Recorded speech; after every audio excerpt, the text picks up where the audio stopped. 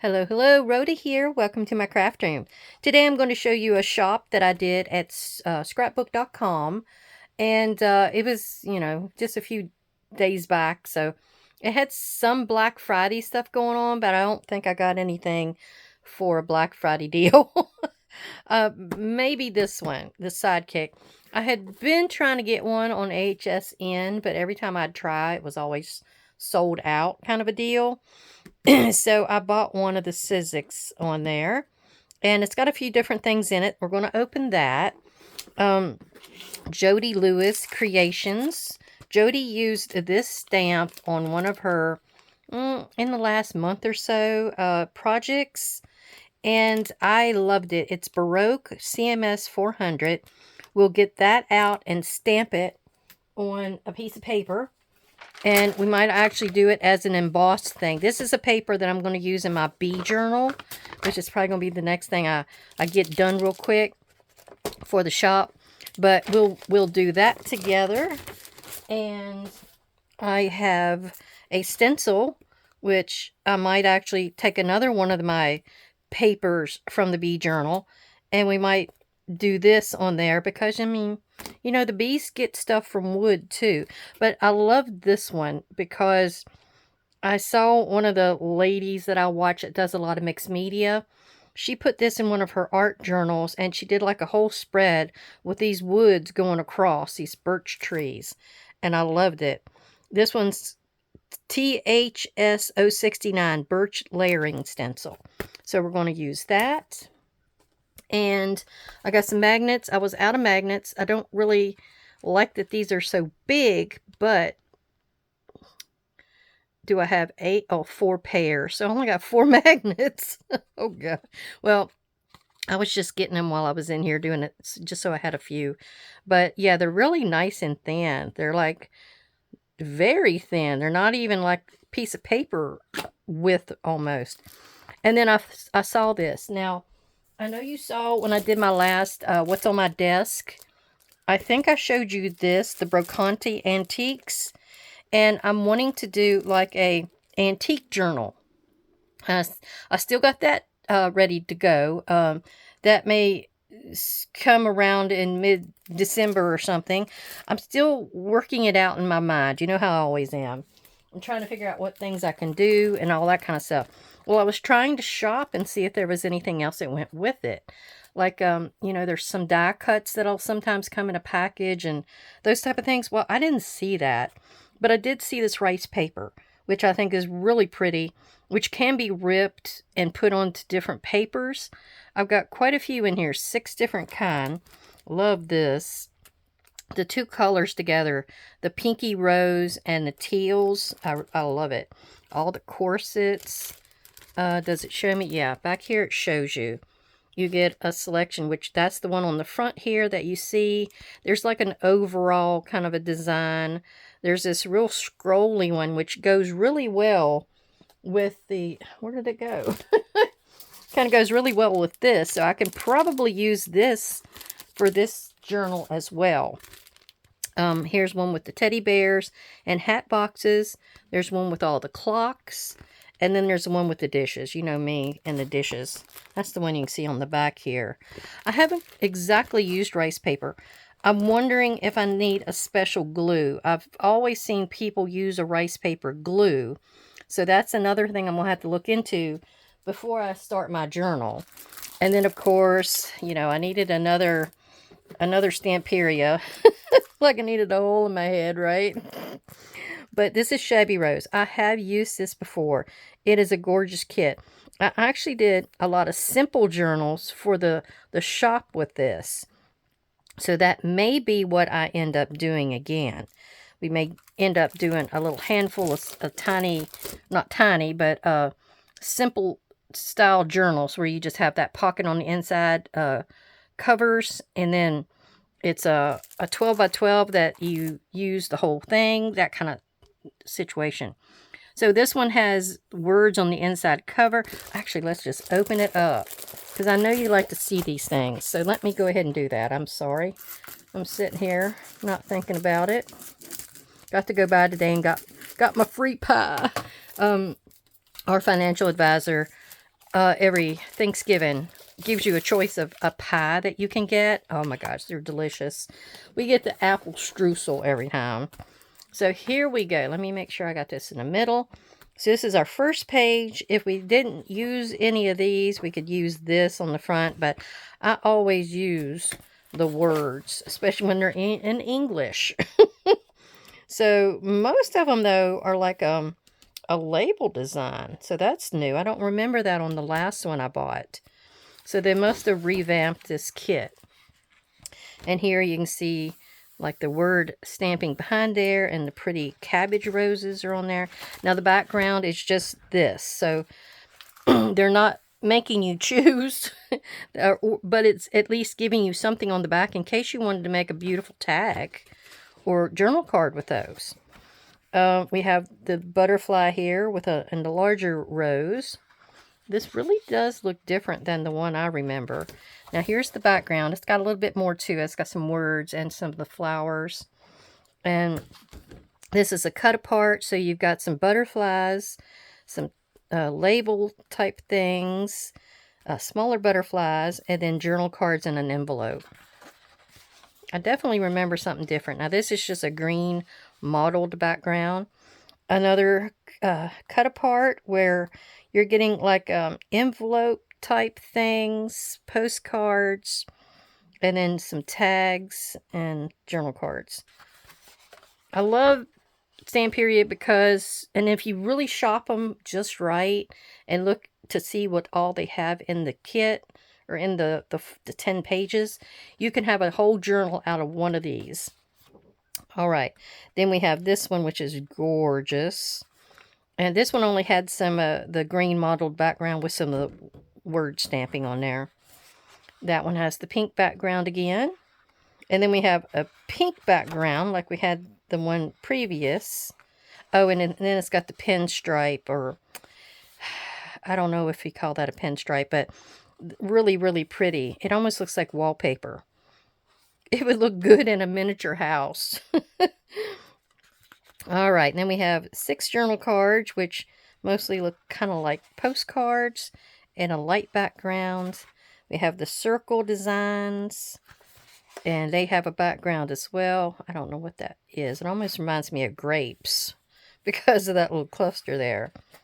And then what's on the back of this one? Oh, we have a pretty overall rose design, and then you've got that. I'm not seeing too much of interest here. Now these would make these like this. Now this is just cut aparts on the back, and that was it.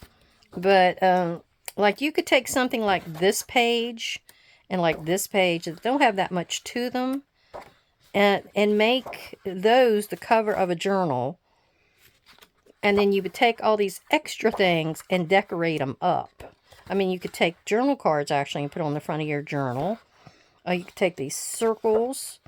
Now, this is another good one for the front of a journal, because it's not really much there, but there's enough design to make it interesting. And, yeah, those are all. Now, this would be a pretty one. You'd have a butterfly on the back. And depending on how you do this, because you would have to cut 3 inches off or fold 3 inches up. And I don't know which way would work the best here. It could even be that you cut 3 inches off the top, and that might be the better way to go, and use that part as the 2 pockets inside. Then you have the butterfly on the back and the big rose on the front. I think that's the better way to go. And then that. So I think I can get 4 journals out of this. So that's the plan for this stamp area. And let's go ahead and look in here and see what all I got with my sidekick. I'm trying to figure out the easiest way to get this open. There we go.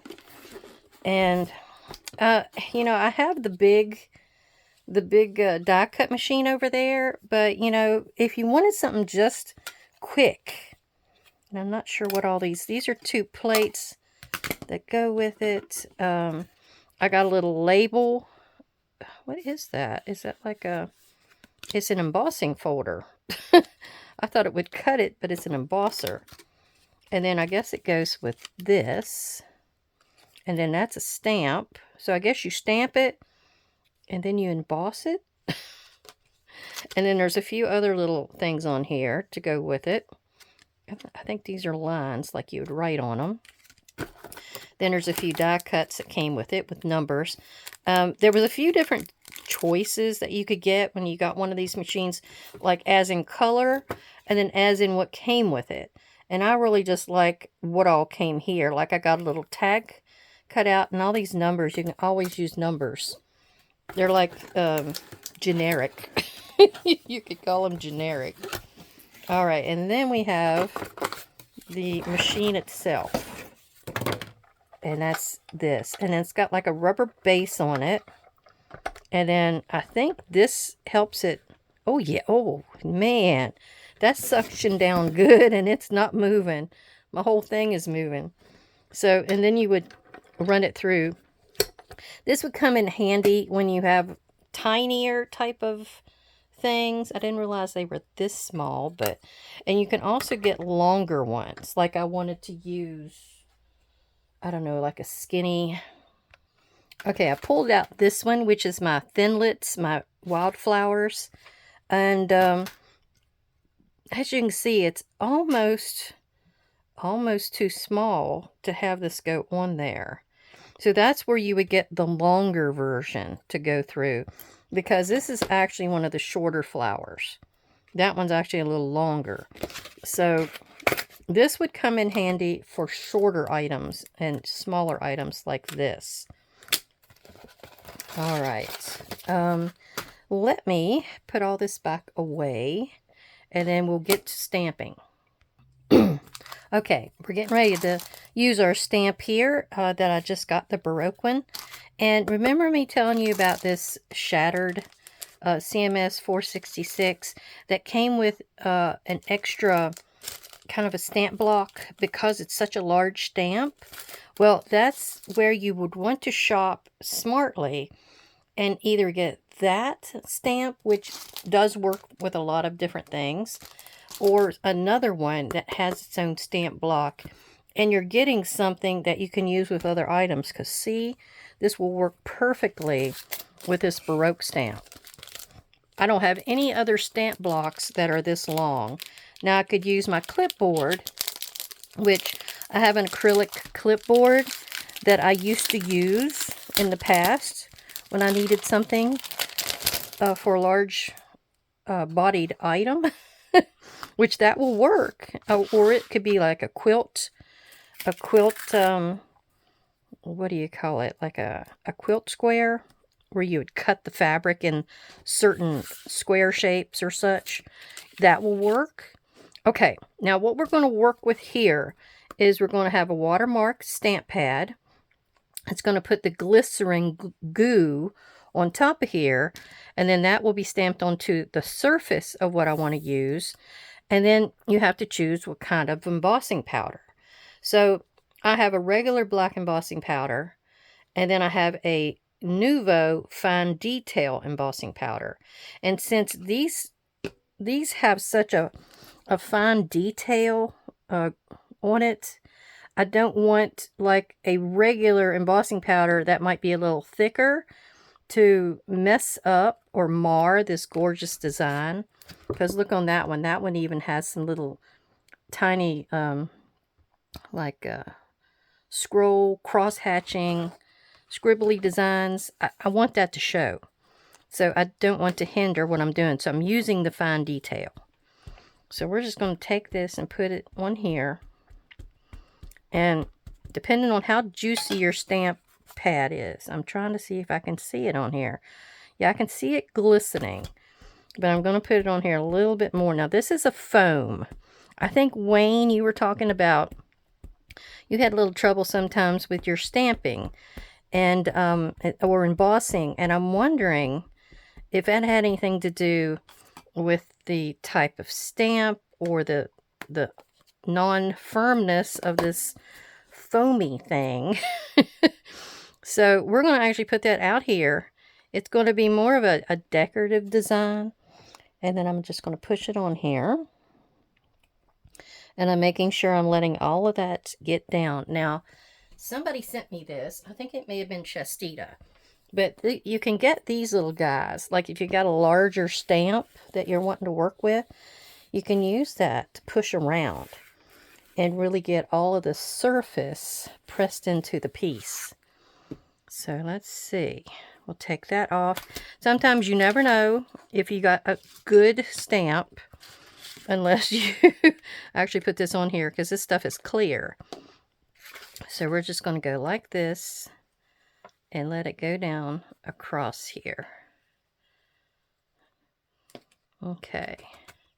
And watch it form. I need a little bit back here this way to go across that corner. Oh, oh. I'm trying not to get it everywhere. I swear I am. All right, and then we're going to do that. There. I sometimes tap it. Some people don't like to do that. Sometimes you have to watch and make sure it doesn't go anywhere. But this is going to be slightly grungy. So we are okay with however this does. Now I've got black all over my board here because I was slinging it every which way.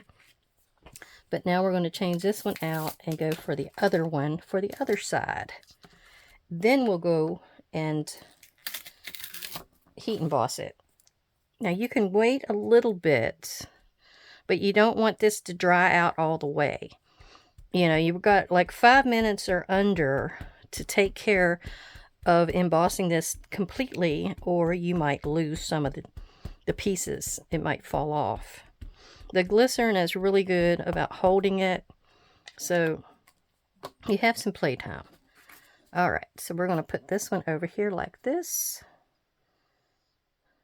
And I thought this might look like, you know, the bees are out there, maybe in the blackberry brambles, or out in like some twisty wooded pieces, things like that. Maybe that's what this could be. So it's kind of like me playing with what I've got to make it look like something else. All right.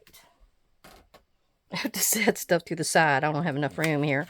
So let's go ahead and start at the top up here and let this kind of work its way down and see how much it covers with just that one little bunch. Oh yeah, that one little bit did it. Okay. And I'm trying not to touch it on this side and mess up. You got to really be careful. All right, let me clean this off and then we'll get to the heating it. Okay, and also remember to wipe off the glycerin remains that are on here. I just wiped it off, so I'm going to set it to the side so it can dry completely. But you don't want that to dry and adhere to this because it'll mess up your fine detail work. All right, what we have is our heat gun ready to go. So get it nice and hot, and then we're going to take and see what we can get. I usually go over the whole area first, and then I'll sometimes go to the back side and heat that through as well. And that helps it jump that far ahead and getting completely done. Like right there, it just popped. And when I say popped, I mean it's changing. You can see it going glistening now. You can mostly always tell it's kind of milky looking, or kind of a dull sheen to it before it changes. And then after it changes, you can always tell because it's nice and shiny. There we go. Kind of looks, it really looks Baroque and Victorian. All right, we're going to get a little bit of heat all over the surface first. A little bit in behind. And then it's already turning down here for me.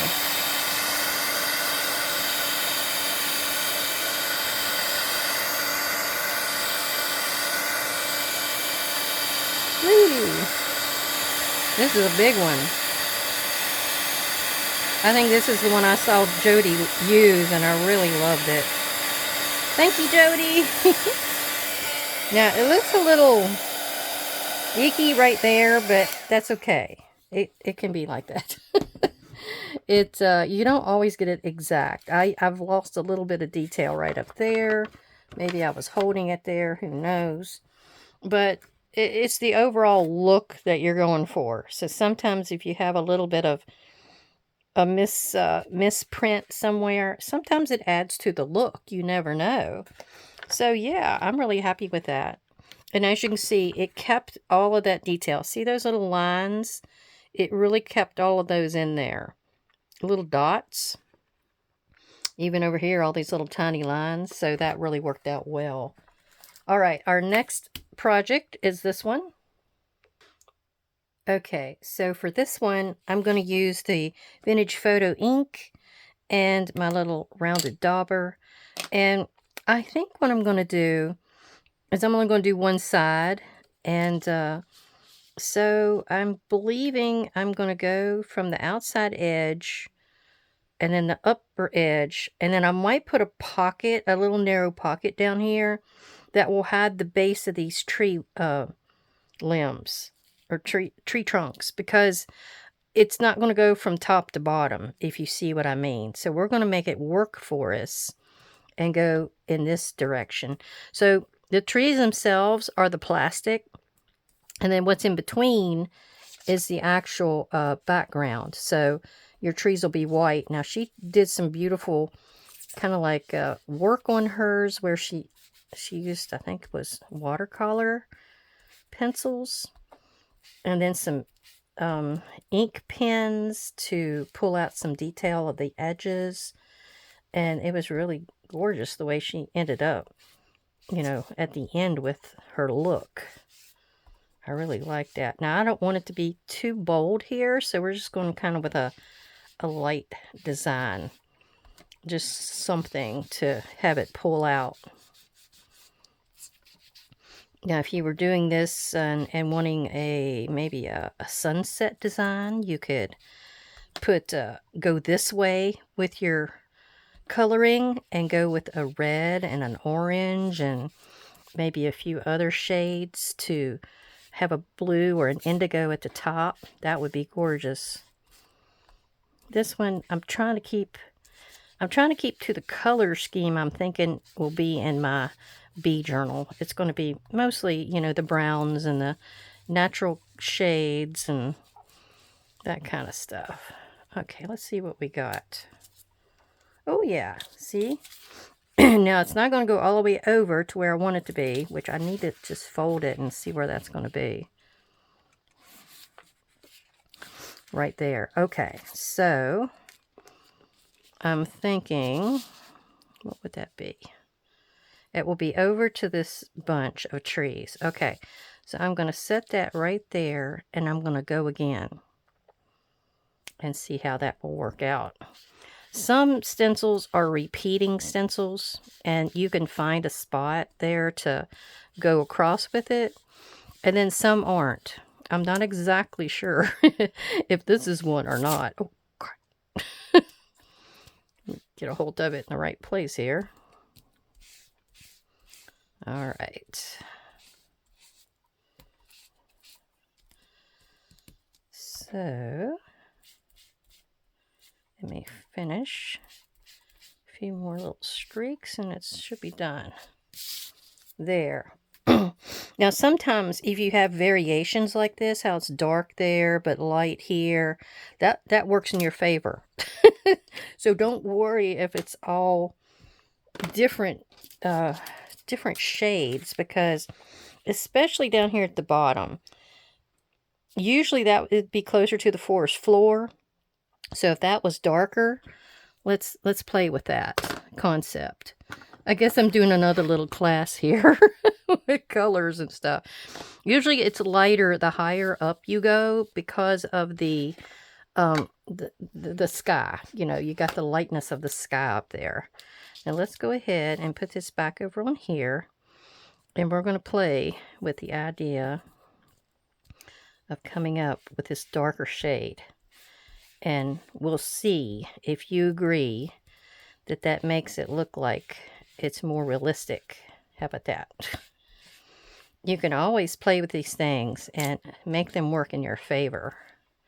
Some people will colorize. Some people will, you know, use watercolors. And different things like that. Sometimes you can just use your inks that you already have. Okay, let's go over to this one. I can get that little piece to come off. Okay, so we're going to come over to this one, and we're going to do the same thing, just so it's the same across, the same tones, and the same locations. All right.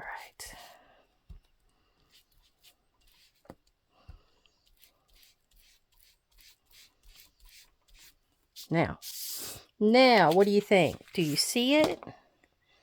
Do you see how it's nice and dark down here? But as you get up here, it's a little lighter. Now, I didn't really think about making it really light at the top, but you could. If you pay more attention than I did. But yeah, I think that really works out in this favor. And as I was saying at the bottom, so you didn't notice that this was just a,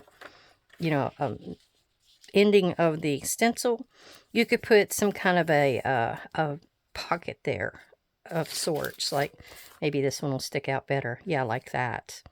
Like you could have something with some leaves on it. Something in that detail. Now when she colorized hers, or used some pen work, I think she used some of these, trying to get up my fingers on one. Some of these micron pens is what I think she used. And she just went along the edges of them and made them more bold. And I don't know if I could do that. I'm worried about it going through. What I'm worried about. I don't think it would with a pen though. But yeah, she would take something like this and she just kind of sketched out the outline of her tree. Let's do one and see what you think. Now they have little cutouts in some of them that, and that's, I think, a limb that goes off to the side. I'm trying to see what I got over here. Okay, and then this one comes down like this, comes in, and goes back down. And it doesn't have to be a perfect line. You can do squiggles. You can see what I'm doing. I'm kind of doing squiggles. So, and then you just try to mimic what your stencil has done here. And I think that actually comes down to this next tree. But yeah. But you can add more. You can add like a few little extra lines in here to give it more detail and more work and more shading. Yeah. But can you see how that would look all the way across? That really makes you see that that tree is there. But, yeah. All right, I might just zoom you in and see if I can work on a little bit more of it here, if you didn't care. It's going pretty fast, depending on how confident you are with your drawing. You don't have to go that fast. Like you make a few squiggles at the bottom if you want it to make it look like there's grass down there. We'll do that on the next one. Then we come down like that. And if you miss the line, don't worry about it. Go back over it. There's no right or wrong here. Some people like the kind of abstract-y look that a lot of things have. And then some people like the more detail work. I used to always be the more detail work kind of person because I wanted it to look exact. And when that teacher in high school wanted me to do abstract work, I remember one of the things that we had to do was we had to draw ourselves. And what we had to do, we had to sit there in front of a mirror and we could put our pencil down, or a pen. Was it a pencil or a pen? I think it was a pencil. We could put our pencil down on our piece of paper, but then we had to look up at our reflection. And then we had to go from there. We couldn't look back down at our paper at all, unless it was to pull the pencil back up and to reposition it somewhere. That's the only time we could look down. Oh my God, you talking about. And I had glasses and braces. You know, all those great things to have to try to draw into the drawing. And, oh, talking about, stressful for somebody like me that had to have everything exact all the time. Ugh. I don't exactly think I'm OCD, but sometimes I wonder. Well, like it is, you'll do something and you got to have it exactly right. And then if something doesn't work out, if you got it in your mind, and like that leaf pocket that I just done the other day, I was not happy. I was not a happy camper at all with the way that thing turned out. Not at all. It did not have the look that I had in my mind. I think it was too one note. There was too much green. The patterns didn't quite work out. I was just cutting it out of scrap that I had around, and I thought it would be good. And I was telling Wayne, I said, I remember when I was young, and Dad, he was the breadwinner and everything, and he worked hard. He was a brick mason and worked hard for his money. So when it came to us eating, he wanted us to finish what was on our plates so we wouldn't waste it. And I was telling Wayne, I said, I guess I have that concept in my mind because I don't ever want to waste anything. So when I pulled out all of those leaves and cut them, thinking it would all be for that one purpose, I think I've got to use them all. So one lesson I can tell you to pace yourself. Always stand back after a certain amount of time that you've worked on something and ask yourself, does it need any more? Does it need this? Does it need that? And, that's a good way to learn to train your eye as well. Because I'll tell you what, I thought I had to use every one of those leaves. I had a lot of great suggestions from everybody on how to do them, and on I should have had a few more colors maybe, or left them farther apart. And I really always appreciate everything y'all tell me, because I know there's a lot of great artists out there that have their styles and their way of doing things, and it's always great to learn from each other. It is. You learn a lot. Now, I learn a lot from people's flip throughs when they do a journal and they finished it, and I always get so many great ideas. All right, I think I'm going to kind of go back here now. Now, there was always something we learned, and it was called hatching and cross hatching. So if you have an area that should be shady, let's say the sun is coming from this direction, so this side of your tree is going to be in shade. So let's work with that. Now, hatching is where you just go up through there and do a little, just a little line. That's all it's going to be, a little line. And that gives you just a tad of shade to make you think that has a shadow. Now, if it looks like it might need some more, this is called cross hatching. That was hatching. This is cross hatching. So you're going to come back through kind of like a grid design, like tic-tac-toe board, that kind of thing. And you're just going to go back over it and pull that line down, and it's going to give you a little bit of a bolder shadow. Sometimes if you want to make one line a little bit longer, like that, see, you've got a little bit of a I don't know what you call it, like it's petering off, like it's really dark over here, but with the single line, you're a little lighter, and then you would be just a little lighter. So let's do a little bit of this one. We're going to do our hatch, and then our cross hatch.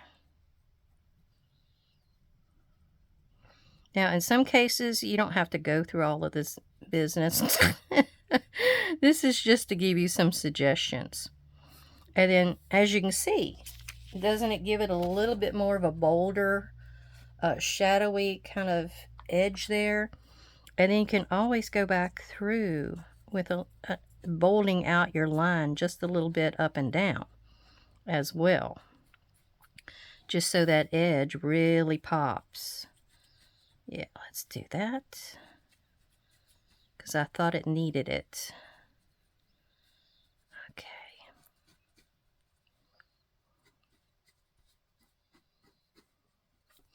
All right. What do you think? It probably needs a few more lines in it, like this, to give it a little bit more character, a little bit more barky appearance. When you're messing with trees, you know, you always want some bark to be happening. You might have a knot in there, so let's just do like a little circle-y looking thing. It looks like a knot, and work on it. Yeah. So, what do you think? It always could use a little bit extra, a little bit more, you know, that kind of thing. But if you have your sun coming from one direction, always remember the right, or if it's coming from the right, the left will be your shadow side. And then your under will always be your shadow side. See how I've got it underneath of this branch here? That's also the case, because that's where the sun is not really pointing to. Like all the way underneath of here would be a shadow line. Okay, there's one more thing I wanted to show you. Getting into it today, aren't I? Okay, one more thing I wanted to show. Oh, two more things. Sorry. Now this was our guy that was colorized. That was the faux leather, and there was two sides. Remember, I told you. This is the other side that's more mellow, and then I had the top side that was more. I drug a couple of the darkers back over it to pull out more of the wrinkles, and then I went over it with the Mod Podge, the matte Mod Podge. I know you wanted to see this, Bernice. So even though it was a matte Mod Podge, you always get a little shine. Now, I've heard that you're supposed to put lotion on it or something like that, and it makes it a whole lot softer. But so does the Mod Podge. So I don't think that you have to go into all that. That Mod Podge strengthened it. It's made it a little stronger. So we'll do something with this at a later date. I'll decide what I need to do. It might be something for the bee journal, like a pocket of some sort, or a little envelope. I don't know. It'll be something. Now, this is another little thing I was working on the other day. I don't know if I need to move out a little bit. I got this stencil a while back, and it's a mosaic layering stencil, THSO84. Sorry, I'm way down there. Now, I think it was Jody. Was it Jody? Or somebody sent me some goodies, and they sent me these little mosaic tiles. Well, okay, so I took this piece of green that was real similar to, where is it? It was this green, and I'm trying to remember where I used that. I can't remember. I used a strip of it somewhere, but it's out one of my paper pads. Anyhow, it has a little bit of a model design to it, as you can see in the background. But I also went through and inked all the edges, I think with Vintage Photo. And then I went over it with ground espresso oxide with a speckle, kind of a stencil that I had. And then I used this with some texture paste. I know I didn't do it with you guys, but I was just kind of experimenting. And the way it came out, it's not very deep. But I was going to show you what I hope to do here. And what's going to come about is I want to use these little blocks on top of all these little squares. I'm not going to do that right now. I'll show you the results on the next video. But I did want to go over it somehow with something to pull this out. You can't see the little And since there was no... Now, if I would have used the vintage photo on the whole background, you would have seen it. Now, we might do some distress crayons. That might be... I don't really want to get this too wet, though. See, it's got a little bit of a wrinkle design. Now, I'm going to put something on the back, like some craft paper or something to strengthen it. So, let me look. Okay, so I'm going to try a few different things. First, we're going to try to use espresso truffle. It's like a pretty brown. I love this brown. I wish I had more of them. But we're going to lightly drag it across here and see if it works. Does it pick? Oh, yeah, it does pick it up pretty good. Yeah. I don't want to get too carried away because I'm just wanting it to be on the part that got a texture paste on it.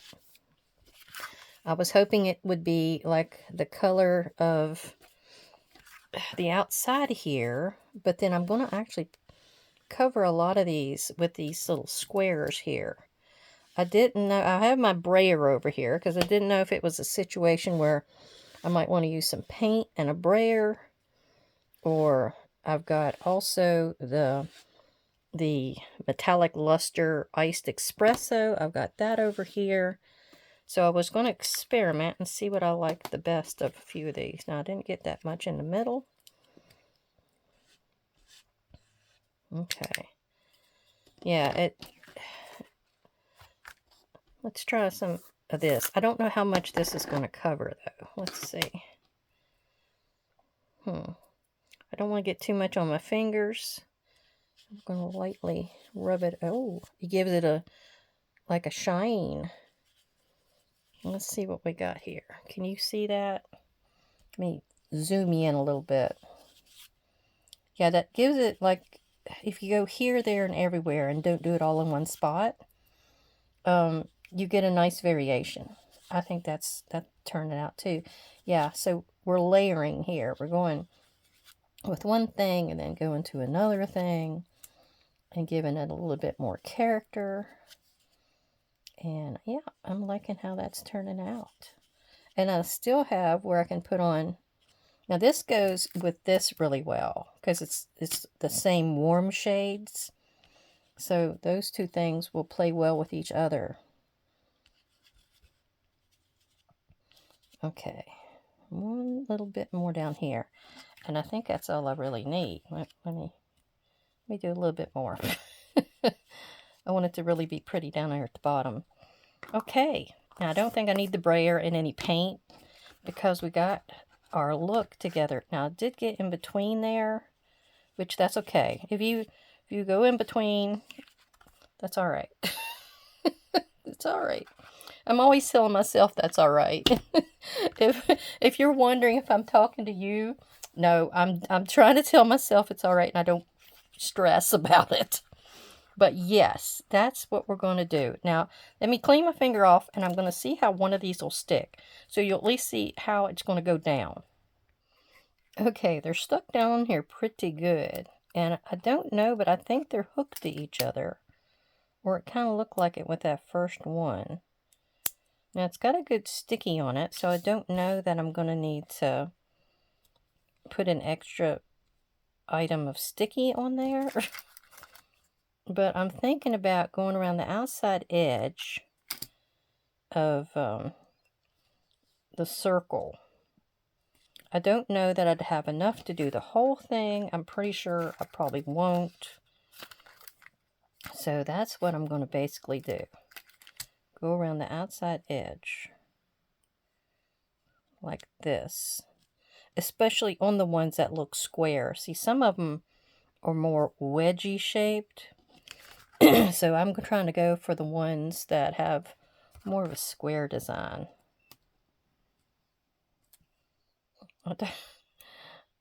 I know it's going to take me a while. I know some of y'all don't like fiddly. Me, I'm okay with it. I'm okay with fiddly. All right. So it's going to be something like that. Now, what it's going to come down to, it's going to be a journal card for, I believe, my nature wildlife kind of journal. And it's going to have to be somewhere where I can just tuck it down into like a shallow pocket where a lot of this is not going to go down into, because I don't want to be knocking all the little goodies off. So it's going to come down to that. Now I'll probably end up, like in one of these circles, putting like a word, a phrase, something. I'll just have to figure out what the perfect thing will be to put in there. And then we'll go from there. I might even take some of this and put around the outside edge here. I think that would complete the look. What do you think?